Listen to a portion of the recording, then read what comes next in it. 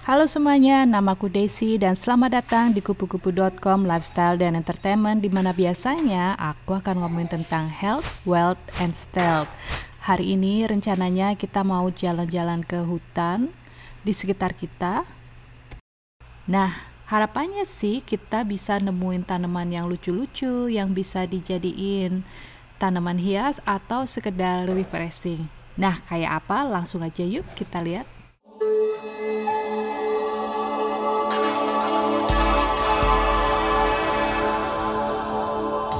Rencananya kita akan bawa batu ini pulang. Nah, untuk sementara kita taruh di sini dulu ya, jadi nggak berat bawa-bawanya. Jalan-jalan ke hutan merupakan salah satu aktivitas favorit keluarga kami, terutama di musim gugur. Hal ini karena udaranya yang sangat bersih, karena mengandung banyak sekali oksigen, lalu fenomena perubahan warna daun dan juga mikrofauna di dalamnya itu indah banget guys. Nah, exposure ke hutan ini membuat imun sistem di dalam tubuh kita menjadi jauh lebih kuat. Hal ini karena hutan mengandung phytoncides atau phytoncides. Bahan kimia ini adalah minyak alami yang digunakan tanaman untuk mempertahankan diri dari hama yang tidak diinginkan seperti serangga, bakteri, atau jamur. Phytoncides ini akan meningkatkan sistem kekebalan tubuh manusia atau tubuh kita gitu ya, dengan cara meningkatkan aktivitas sel pembunuh alami yang kita miliki. Nah, sel-sel ini akan merespon dengan cepat terhadap sel yang terinfeksi virus dan juga yang membentuk tumor. Seperti yang teman-teman lihat, banyak banget jamur di sini ya, di hutan ini. Jamur liar ini jenisnya juga bermacam-macam.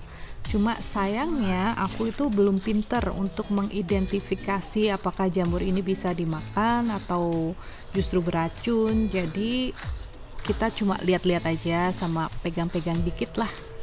Aku jadi sadar keahlian untuk mengetahui jenis-jenis dan macam-macam jamur ini ternyata itu sangat bermanfaat di dalam kehidupan kita sehari-hari. Fern, di sini mereka punya banyak banget fern. Di mana-mana itu fern dan aku suka banget sama tanaman yang namanya fern. Cuma masalahnya mereka itu susah banget gitu kan, nggak gampang untuk dirawatnya. Nah, aku juga suka ciumin semua bunga yang ada di sekitarku. Beberapa bunga itu baunya kayak bau daging busuk atau seperti melati, harum abis. Nah, coba teman-teman lihat, indah banget ya, melengkung kayak gitu, kayak terowongan. Menurutku sih kayak di negara-negara dongeng kayak gitu. Di video sebelumnya aku sempat ngebahas kenapa daun yang warna hijau berubah warna menjadi kuning. Nah, aku juga ngebahas tentang pohon ini ya, pohon sumak, dan juga pohon lain yang kasih warna merah, yaitu dogwood. Nah, kita balik lagi ke phytoncides tadi ya. Menurut studi menunjukkan bahwa peningkatan aktivitas sel alami ini akan berlangsung selama kurang lebih 30 hari setelah perjalanan kita ke hutan. Wah, lumayan lama juga ya. Di sini di Kanada banyak banget hutan-hutan yang bisa kita pakai untuk jalan-jalan atau kita jelajahi. Biasanya hutan ini memiliki jalan yang telah dibentuk yang bisa dilewati untuk four wheel atau skidoo untuk musim dingin atau sepeda atau sekedar untuk pejalan kaki. Nah, buat teman-teman yang suka jalan-jalan di hutan juga, kira-kira kalian jalan-jalannya di hutan mana? Karena seingatku sewaktu aku masih tinggal di Indonesia, cari hutan itu kayaknya susah banget. Apalagi di Bali ya, waktu itu aku sempat tinggal lama di Bali dan seumur hidup aku tinggal di sana, aku belum pernah jalan-jalan di hutan selain di Monkey Forest. Nah, di hutan ini aku menemukan sesuatu, bukan tanaman ya, tapi sesuatu yang seperti tanaman tetapi tidak memiliki akar, yang mengingatkan aku atau membawa memoriku ke masa kecilku. Nah, tanaman ini adalah moss atau lumut. Waktu aku pegang, dia itu halus, lembut seperti karpet, terus nggak basah, dia jatuhnya lebih kering, terus kayak bantal gitu ya, cushy atau empuk. Selain lumut, maple leaf juga mengingatkan aku pada kenanganku di masa kecil. Dulu aku suka banget nonton Sailor Moon kartun yang biasanya itu selalu berubah menjadi seorang hero di bawah naungan atau daun-daun maple leaf yang berguguran. Banyak banget yang aku pelajari dari hutan ini, dari mulai perbedaan tekstur daun, warna daun, komposisinya. Begitu juga dengan anak-anak, mereka belajar bagaimana caranya hiking, terus turun tebing yang cukup curam.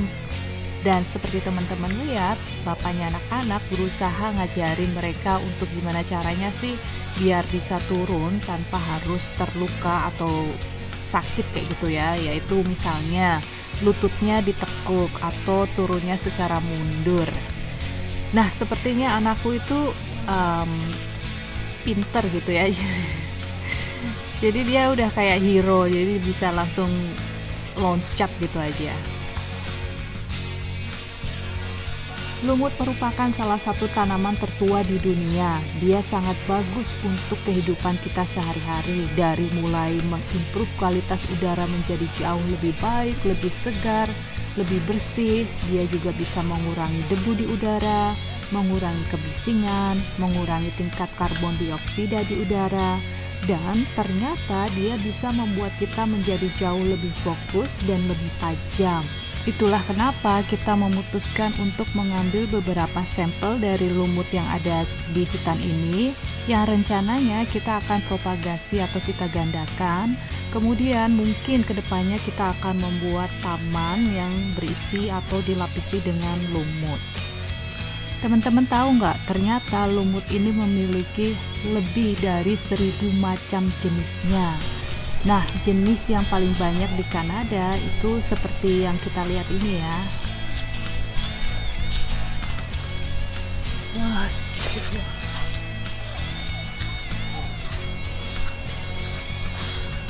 Kadang-kadang aku akan gendong anakku kalau misalnya dia itu capek, atau seperti saat ini kita itu nyasar ke daerah yang rumputnya tinggi-tinggi dan berduri. Nah, aku nggak mau dia terluka, itulah kenapa aku gendong dia sampai kita nemuin jalan keluar. And we having so much fun together. Dan seperti teman-teman lihat, aku bisa melihat cahaya terang. Bahkan aku bisa melihat mobilku dan juga bapaknya anak-anak. Itu artinya so we make it. Aku harap teman-teman suka dan terhibur dengan video perjalanan kita ke hutan di dekat rumah. Jangan lupa subscribe buat yang belum subscribe, and see you next time. Bye.